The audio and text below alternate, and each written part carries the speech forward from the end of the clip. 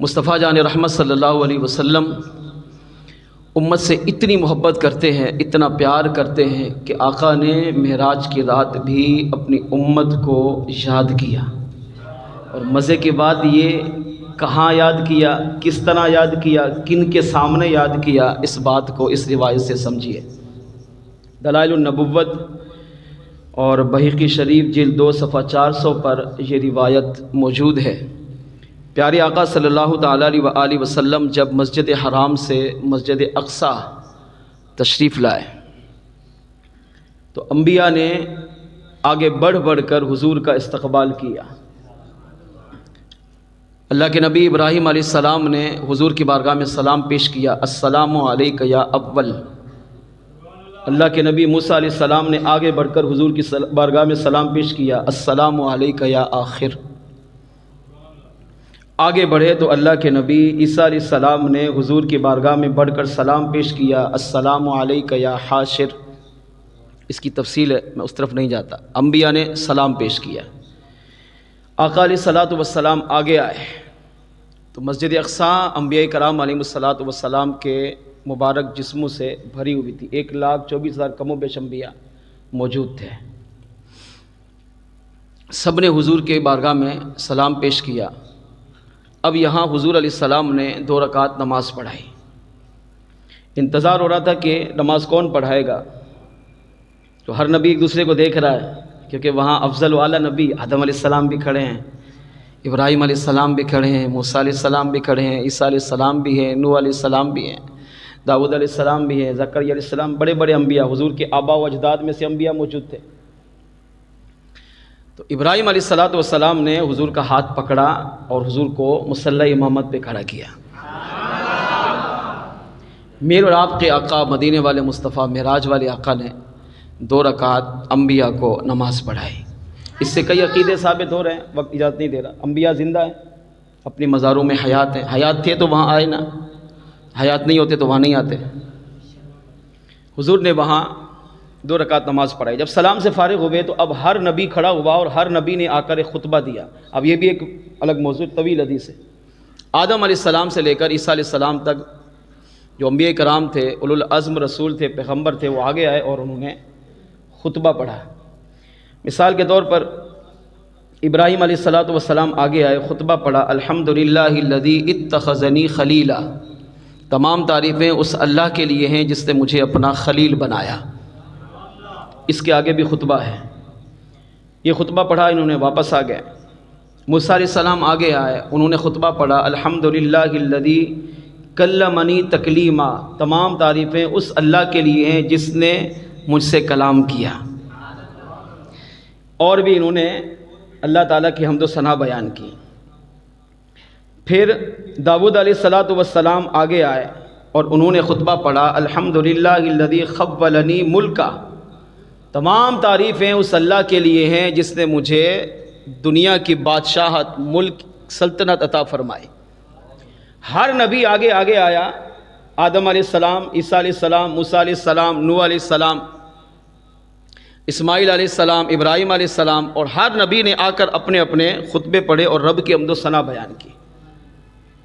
اور سب سے آخر میں میرے اور آپ کے معراج والے آقا تشریف لائے اور آقا علیہ السلام نے وہاں پر آ کر خطبہ پڑھا۔ وہ خطبہ اتنا کمال کا ہے کہ وہ خطبہ سنیں تو گھنٹے اسی میں لگ جائیں۔ اس خطبے میں جو اہم بات ہے وہ ہم سمجھنے کی کوشش کرتے ہیں۔ اس خطبے کا خلاصہ یہ ہے کہ محدثین کہتے ہیں، مفسرین کہتے ہیں، آقا علیہ السلام نے اتنا کمال کا خطبہ پڑھا، اتنا کمال کا خطبہ پڑھا، اتنا شاندار خطبہ پڑھا کہ ابراہیم علیہ السلام جوش میں آئے اور حضور کا ہاتھ پکڑ کر انبیاء کی طرف اشارہ کر کے، ہاتھ بلند کر کے انبیاء کی طرف اشارہ کر کے کہا، وَبِهَذَا أَفْضَلُكُمْ، فرمایا اسی وجہ سے تو یہ تم سب سے افضل والا ہے، کہ ہمارے سارے خطبے کو ملا لیا جائے اور اس پیغمبر کا، اس آخری نبی کا، امام الانبیاء کے خطبے کا برابری نہیں ہو سکتی۔ اب آقا علیہ السلام نے جو خطبہ پڑھا اور امت کو جو یاد کیا، اب یہاں سنے، خدا کی قسم تڑپ جائے، عاشق رسول رو پڑے۔ جگہ کون سی؟ مسجد اقصی۔ رات کون سی؟ معراج کی رات۔ آج کی رات بھی اگر امتی نبی کو یاد نہیں کر رہا اس سے بڑا بدبخت نہیں ہے۔ مسجد اقصی اور سامنے کون ہے؟ انبیاء کرام، پاکیزہ جماعت، اور بیان کون کر رہے ہیں؟ ہمارے معراج والے آقا۔ جگہ بھی پاکیزہ، سننے والے بھی پاکیزہ، اور بیان کرنے والے سب کے امام۔ اور یاد کس کو کیا؟ اپنی امت کو۔ ان انبیاء کو بتایا کہ جس طرح تم نے خطبے پڑھے اور اپنی امت کی شان بیان کی ہے، مگر میرے کریم رب نے مجھے جو امت عطا کی ہے، میری امت تمہاری تمام امتوں سے افضل والا ہے۔ اب سنیے حضور کے الفاظ۔ میرے آقا علیہ السلام نے خطبہ پڑھا، الحمدللہ الذی ارسلنی رحمتا للعالمین۔ ہر نبی نے یہ کہا تمام تعریفیں اس اللہ کے لیے جس نے ہمیں اپنے قبیلے کی طرف، اپنی قوم کی طرف، اپنی امت کی طرف رحمت بنا کر بھیجا۔ مگر میرے آقا نے دیکھے خطبے کی ابتدا کیسے کی، تمام تعریفیں اس اللہ کے لیے ہے جس نے مجھے خالی اپنی امت کے لیے نہیں بلکہ 18,000 جہانوں کی 18,000 مخلوقات کے لیے رحمت بنا کر بھیجا ہے، جس کی ابتدا اتنی کمال کی ہے۔ آپ سوچیں اس امام الانبیاء کا اگلا خطبہ کتنا کمال کا ہوگا۔ مگر میرے آقا علیہ السلام نے خطبہ پڑھتے پڑھتے ارشاد فرمایا، وَجَعَلَ أُمَّتِي أُمَّةً وَسَطًا، فرمایا اے انبیاء، جس طرح اللہ نے مجھے ساری کائنات کے لیے رحمت بنا کر بھیجا، اسی طرح میرے کریم رب نے میری امت کو بھی تمام امتوں سے افضل و اعلیٰ بنا کر بھیجا ہے۔ میری امت کو وسط بنایا۔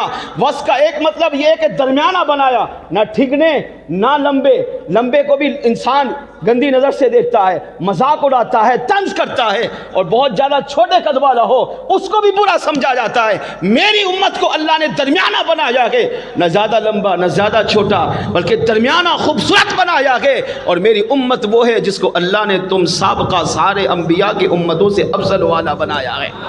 پھر فرمایا انبیاء سنو، وَجْعَلَنِي أُمَّتِي هُمُ الْأَوَّلُونَ وَهُمُ الْآخِرُونَ، یہ جملہ دل سے سنو۔ آقا علیہ السلام نے وہاں پر ارشاد فرمایا، اے انبیاء، اللہ نے جس طرح مجھے ساری کائنات کے لیے رحمت بنا کر بھیجا، سنو اللہ نے میری امت کو اول بھی بنایا ہے، میری امت کو آخر بھی بنایا ہے۔ اب اس کا مطلب سمجھے، اول کیسے ہو گئے ہم لوگ؟ ہم کون ہیں؟ آخری امت۔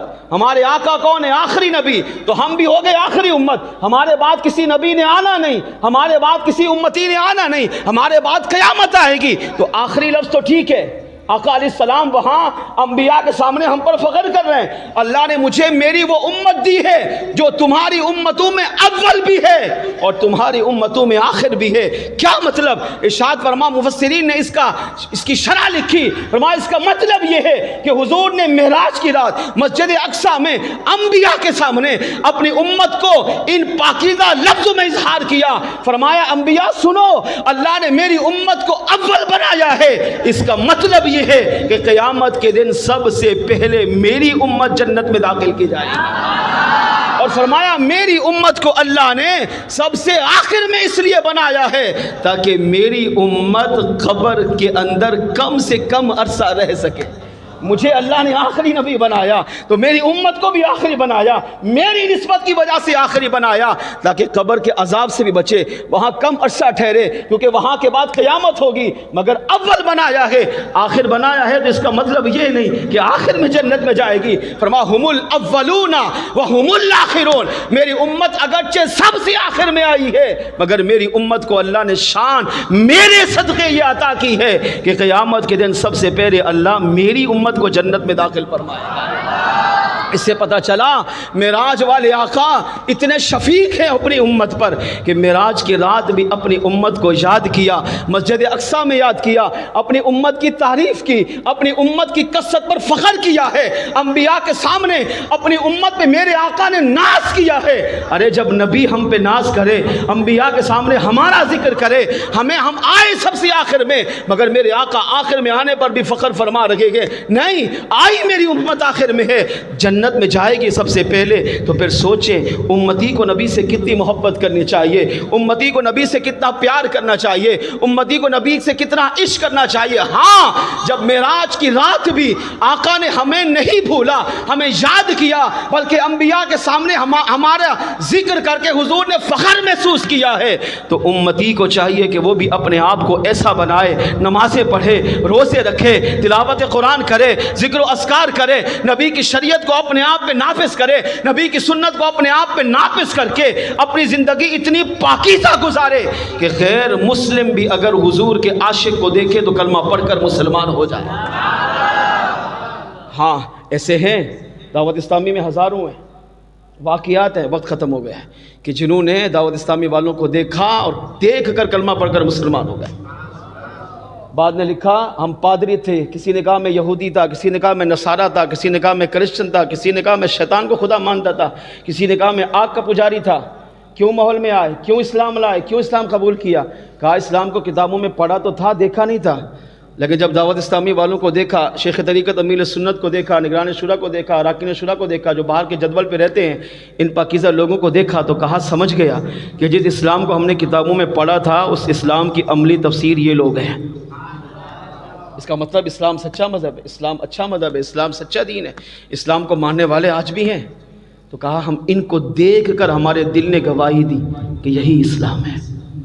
یہ اتنی سی بات پہ اپنا باطل مذہب یہودی عیسائیت چھوڑ کر دعوت اسلامی کے دینی ماحول سے وابستہ ہوئے، کلمہ تجربہ پڑھ کر اسلام کا دامن قبول کر لیا۔ جب یہ لوگ کر سکتے ہیں تو مجھے اور آپ کو بھی کرنا چاہیے، اپنی زندگی ایسی گزاریں۔ دعوت اسلامی کا یہ دینی ماحول، یہ آج کا اجتماع ہمیں یہ پیغام دے رہا ہے، اپنی زندگی اتنی اچھی گزاریں، صاف ستھری گزاریں کہ ہمارے مرنے کے بعد لوگ ہمیں اچھے لفظوں میں یاد کریں۔ اتنا تو کہیں یار بندہ اچھا تھا، کبھی ہم نے اس کو غلط کام کرتے نہیں دیکھا، کبھی کسی کو اس نے ستایا نہیں ہے، اچھی زندگی گزار کر گیا۔ لوگوں نے اگر ہمیں اچھے لفظوں میں یاد کیا، ہمارے لیے ہاتھ اٹھا کر دعائیں مانگی، خدا کی قسم قبر جنت کا باغ بن جائے گی۔ آئیے مل کر آخر میں ایک بار پھر اپنے آقا کا ذکر کر لیجئے۔ سب سے اولا ہو اعلیٰ ہمارا نبی، سب سے بالا ہو اعلیٰ ہمارا نبی، سارے اونچوں سے اونچا سمجھیے جسے، سارے اچھوں سے اچھا سمجھیے جسے، سارے اونچوں سے اونچا سمجھیے جسے، ہے اس اونچے سے اونچا ہمارا نبی، ہے اس اونچوں سے اونچا ہمارا نبی، سب سے بالا ہو اعلیٰ۔ کون دیتا ہے دینے کو منہ چاہیے، کون دیتا ہے دینے کو منہ چاہیے، دینے والا ہے سچا ہمارا نبی، دینے والا ہے سچا ہمارا نبی، سب سے بالا ہو اعلیٰ ہمارا، رب نے چاہا تو جنت میں دیکھیں گے ہم، رب نے چاہا تو جنت میں دیکھیں گے ہم، پتے پتے پہ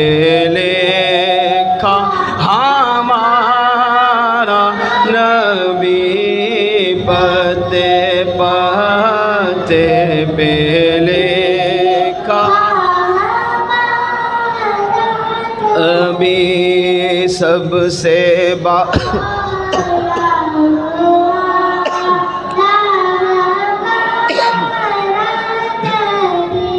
سب سے بالا ہو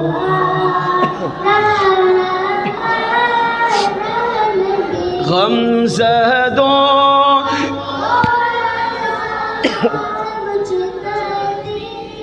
جے کے ہیں غم زدوں اور آزا مشددی جے کے ہیں غم زدوں اور آزا مشددی جے کے ہیں بے کسوں کا سہارا ہمارا نبی بے کسوں کا سہارا ہمارا نبی سب سے بالا ہو اعلیٰ اللہ کریم کے بارگاہ میں دعا